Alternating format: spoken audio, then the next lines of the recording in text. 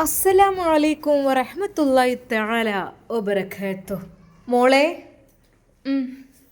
പിന്നെ ഓരിങ്ങടെത്തി.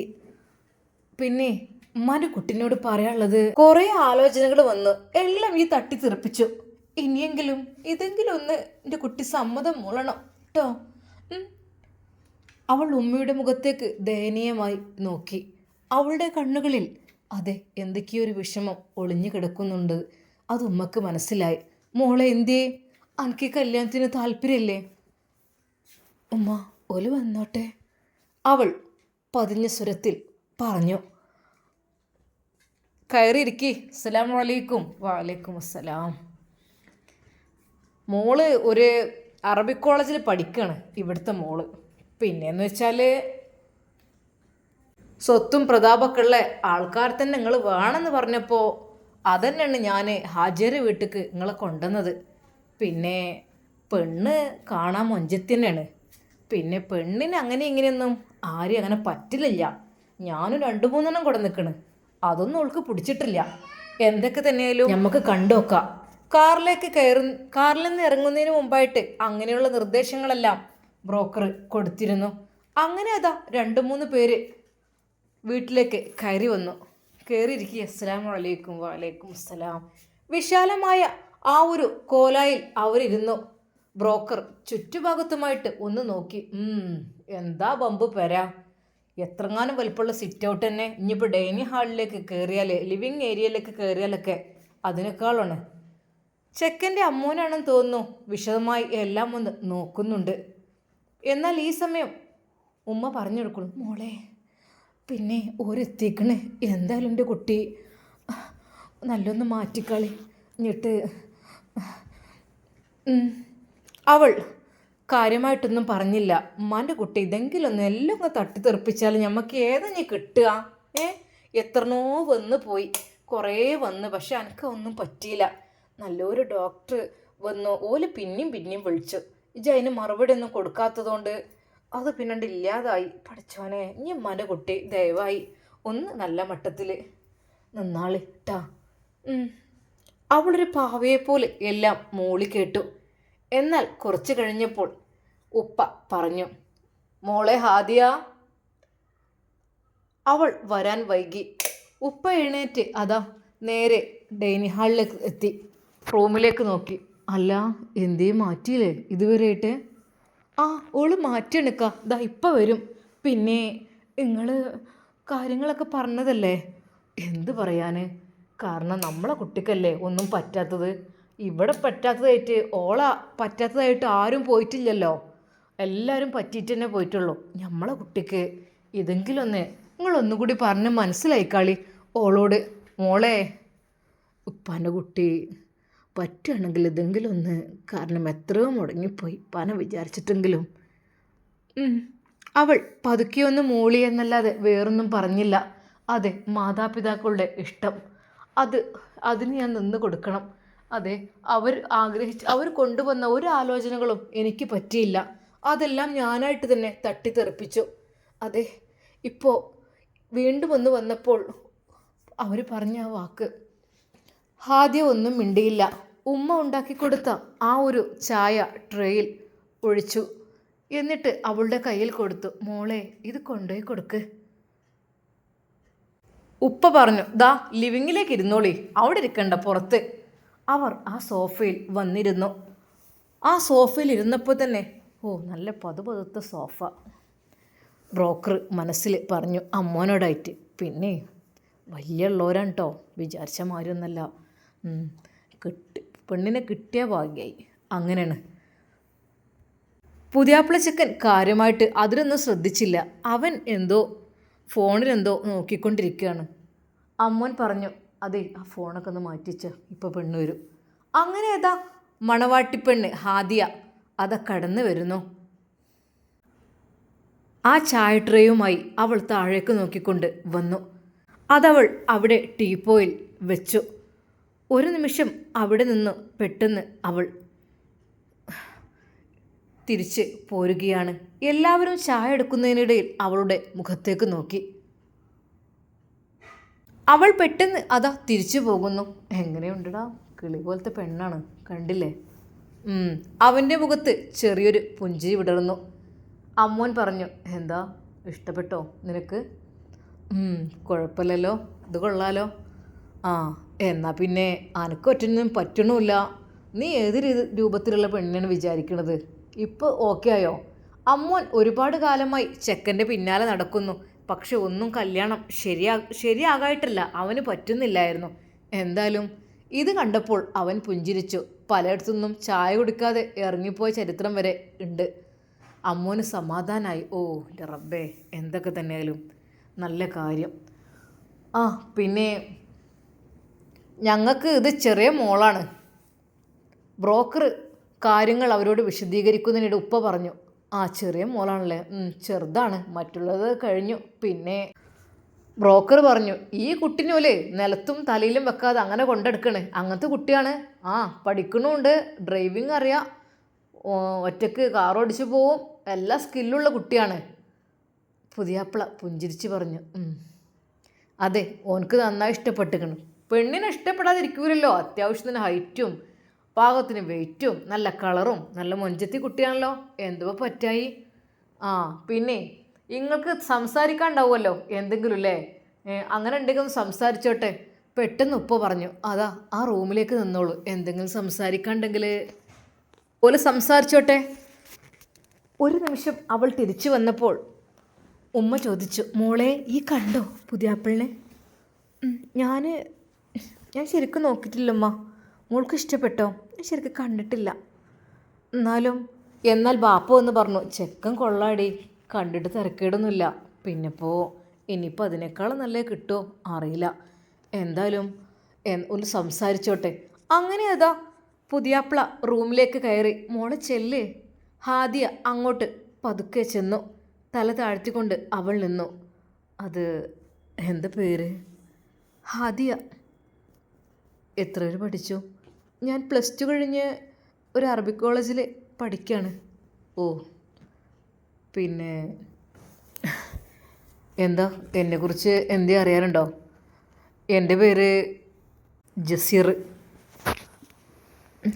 പിന്നെന്താ, എന്നെ ഇഷ്ടമായിട്ടുണ്ടോ? എന്തിടോ ഒന്ന് മുഖത്തേക്ക് നോക്കിക്കൂടെ? അവൾ പതുക്കെ മുഖത്തേക്ക് നോക്കി. അവൾ കാര്യമായിട്ടൊന്നും പറഞ്ഞില്ല. എനിക്ക് ഹാദിയ ഇഷ്ടമായിട്ടോ.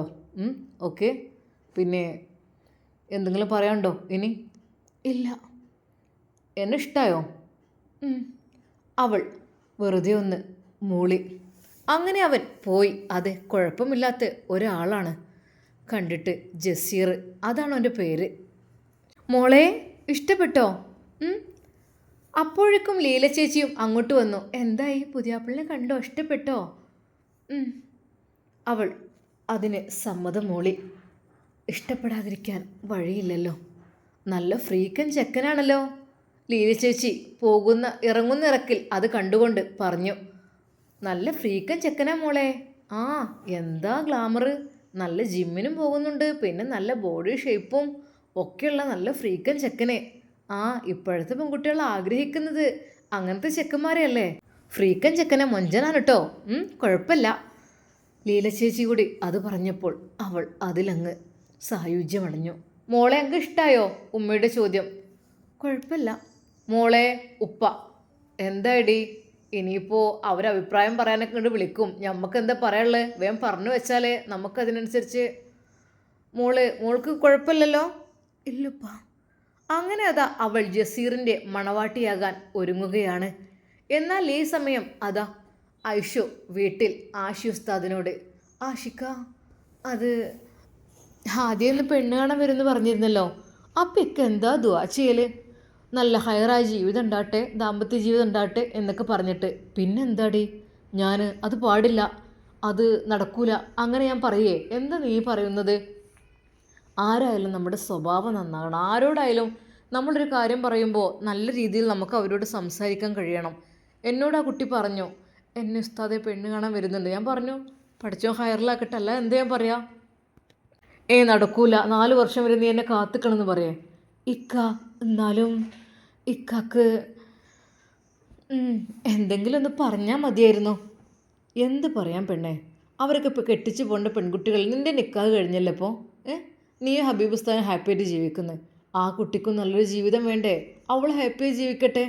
അല്ലാതെ എനിക്ക് വേണ്ടി കാത്തിരുന്നാൽ എത്ര ടൈം എടുക്കും ഇക്ക? എന്നാലും ആ ദിവസം അങ്ങനെ കഴിഞ്ഞു. ആ രാത്രിയിൽ അതാ അവൾക്ക് ജസീറിനെ കുറിച്ച് ആലോചിച്ചപ്പോൾ പേടിയാണ് തോന്നിയത്. റബ്ബേ, ഫ്രീക്കൻ ചെക്കന്മാർ എന്നൊക്കെ പറയുമ്പോൾ പേടിയാണ്. പക്ഷേ ഉസ്താദ് എന്നൊക്കെ പറയുമ്പോൾ ഒരു സമാധാനമായിരുന്നു. എന്തൊക്കെ തല്ലേ എന്താന്നാവും പഠിച്ചോനെ. ഇനിയിപ്പോൾ ദീനും കാര്യങ്ങളൊന്നും ഉണ്ടാവും തോന്നുന്നില്ല. കാരണം ആ രീതിയിലല്ലേ. എന്തായാലും വേണ്ടിയില്ല. മുടിയൊക്കെ കുറേ വളർത്തിയിട്ടുണ്ടല്ലോ. അതൊക്കെ ഇനി അറിയില്ല. അതിപ്പോൾ അങ്ങനെയൊക്കെ തന്നെയല്ലേ ഫ്രീക്കൻ ചെക്കന്മാരൊക്കെ ആകുമ്പോൾ. എന്നാലും വേണ്ടിയില്ല, സാരല്ല. കുറേ ഞാൻ നല്ല നല്ല ആലോചനകൾ ഞാനായിട്ട് തട്ടിത്തെറിപ്പിച്ചു. ഡോക്ടറൊക്കെ നല്ലൊരു ഡോക്ടറായിരുന്നു, നല്ലൊരു ഈമാനുള്ള ഡോക്ടറായിരുന്നു. അതൊക്കെ ഞാൻ വേണ്ടെന്ന് വെച്ചു. ഇപ്പോൾ ഇവർക്കെന്ത് ബിസിനസ്സോ കാര്യങ്ങളോ എന്തൊക്കെയാണെന്ന് പറഞ്ഞത്. അല്ലെങ്കിലും വലിയ ബിസിനസ്സുകാരൊക്കെ ആകുമ്പോൾ അതിൻ്റേതായതൊക്കെ ഉണ്ടാവുമല്ലോ. മോളെ, എന്താ മോളിങ്ങനെ വിഷമിച്ചിരിക്കണേ? ഒന്നുമില്ലമ്മ. മോൾക്ക് ഇഷ്ടപ്പെട്ടില്ലേ? ആ മുടി കണ്ടിട്ടാണോ മോൾക്ക്? പൊന്നു മോളെ, ഇപ്പം മുടിയെന്നൊക്കെ വെച്ചാൽ ചിലവരൊക്കെ അങ്ങനെ ആണല്ലോ. അതൊക്കെ ഇനി വെട്ടി എന്ന് പറഞ്ഞ് മനസ്സിലായി കൊടുത്തോണ്ടി. ഉമ്മ, ഞാൻ പറഞ്ഞങ്ങോട്ട് കേൾക്കല്ലേ. അല്ല മോളെ, എന്നാലും കുറേയൊക്കെ പെണ്ണുങ്ങൾ എത്തിക്കഴിഞ്ഞാൽ ആണുങ്ങൾ നന്നാവും. അല്ല, ചെക്കന് കുഴപ്പമൊന്നുമില്ലല്ലോ കണ്ടിട്ടില്ലേ? ഇല്ല. എന്നാൽ പിന്നെ അന്വേഷണം ഓല് വിളിച്ചിട്ട് നമുക്ക് പറ്റിക്കുകയാണെങ്കിൽ അന്വേഷിക്കാനൊക്കെ പോകാം. എന്തേ? കുറച്ച് കഴിഞ്ഞപ്പോൾ അതാ ബ്രോക്കർ ഉപ്പയുടെ ഫോണിലേക്ക് വിളിക്കുന്നു. ഹലോ അജിറെ.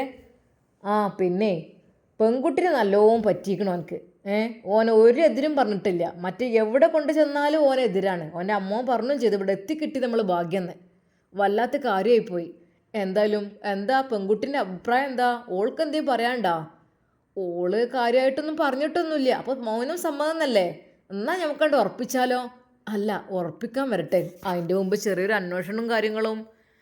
അല്ല, ചെക്കനിപ്പോൾ ആളിപ്പോൾ എങ്ങനെ? ഓൻ്റെ ചേലും കോലൊക്കെ കണ്ടിട്ട് എനിക്ക് ഈ പൊന്നാരാജര് ഇപ്പോഴത്തെ ചെക്കന്മാർ പറഞ്ഞാൽ ഫ്രീക്കന്മാരാണ്.